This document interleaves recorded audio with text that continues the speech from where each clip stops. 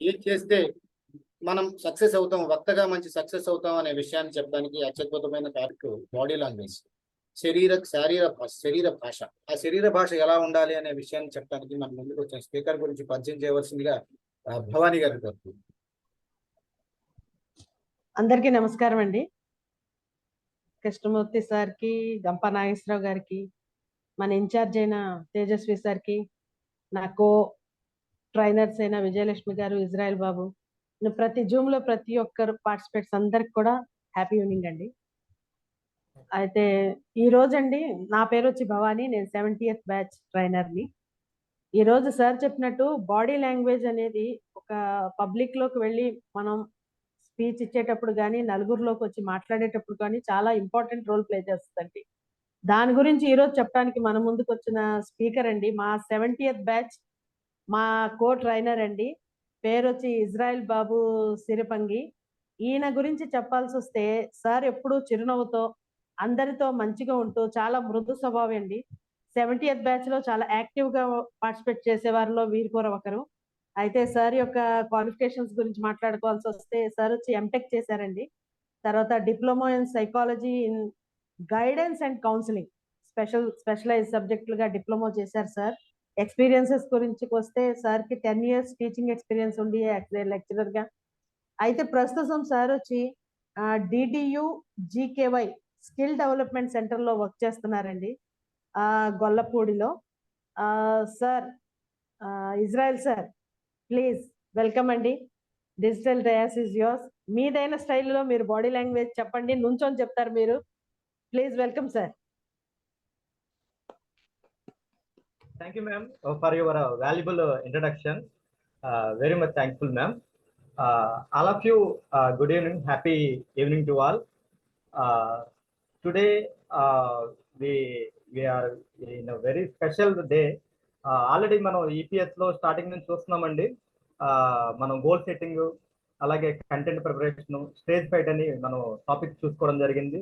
అందులో మీరు ప్రతి సెషన్ లో కూడా ఈ ఉద్దీపన EPS 2లో ప్రతి సెషన్ లో కూడా ఎంతో కొంత నేర్చుకుంటున్నారు.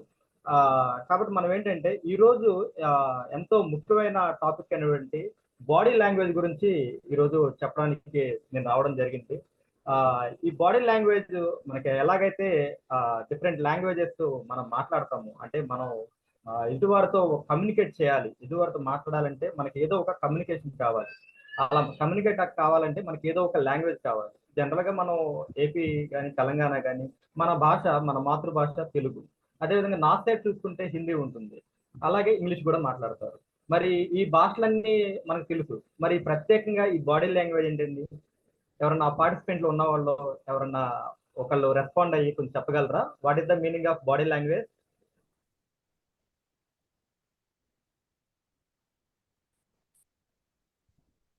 మీకు తెలిసింది చెప్పండి. బాడీ లాంగ్వేజ్ అంటే ఏంటి, దాని గురించి మనం ఎందుకు నేర్చుకుంటున్నాం, ప్రత్యేకంగా ఒక సెక్షన్ బాడీ లాంగ్వేజ్ గురించి మనం ఈరోజు ఏర్పాటు చేయడం జరిగింది తేజ సార్. మరి అంత ప్రత్యేకమైన ఈ బాడీ లాంగ్వేజ్ అంటే ఏమిటి, ఇది నేర్చుకోవాల్సిన అవసరం మనకు ఉందా? ఎవరన్నా పార్టిసిపెంట్ లో ఎవరన్నా ఒక రెస్పాండ్ అవగలరా? Sir excuse me, 1 second.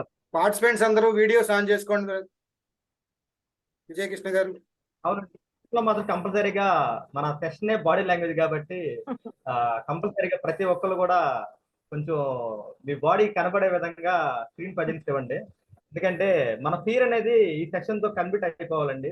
మనం ఇంకా ఆల్రెడీ 4 days అయినా కూడా మనం ఇంకా మన స్క్రీన్ ఆఫ్ చేసుకుంటున్నామంటే మనం ఇంకా ఏదో ఒక తెలియని డిజిటల్ ఫియర్, అంటే స్టేజ్ ఫియర్ కాదండి, మన డిజిటల్ ఫియర్ ఉంది మీలో ఇంకా. కాబట్టి కొంచెం పాసిబుల్ అయితే స్క్రీన్ ఆన్ చేసుకోవడానికి ట్రై చేయండి.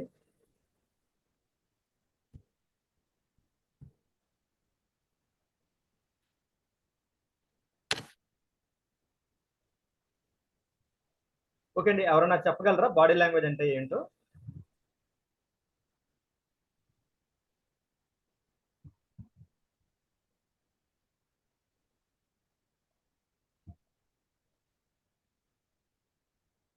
ఓకేనండి, నేనే ఎక్స్ప్లెయిన్ చేస్తాను. ఎందుకంటే మీరు ఇప్పుడు కొత్తగా వచ్చారు కాబట్టి నేనే ఎక్స్ప్లెయిన్ చేయాలనుకుంటున్నాను బాడీ లాంగ్వేజ్. జనరల్ గా ఏ ఇద్దరి మనుషుల మధ్య అయినా ఒక ఇన్ఫర్మేషన్ అనేది సెండ్ అవ్వాలంటే వాళ్ళిద్దరి మధ్య కమ్యూనికేషన్ అనేది డెవలప్ అవ్వాలి.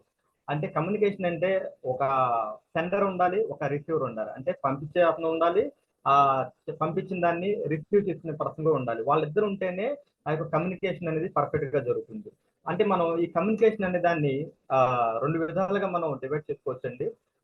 కమ్యూనికేషన్ ని ఒకటేమో వెర్బల్ కమ్యూనికేషన్ అంటాము, సెకండ్ వచ్చేసరికి నాన్ వెర్బల్ కమ్యూనికేషన్ అంటాము.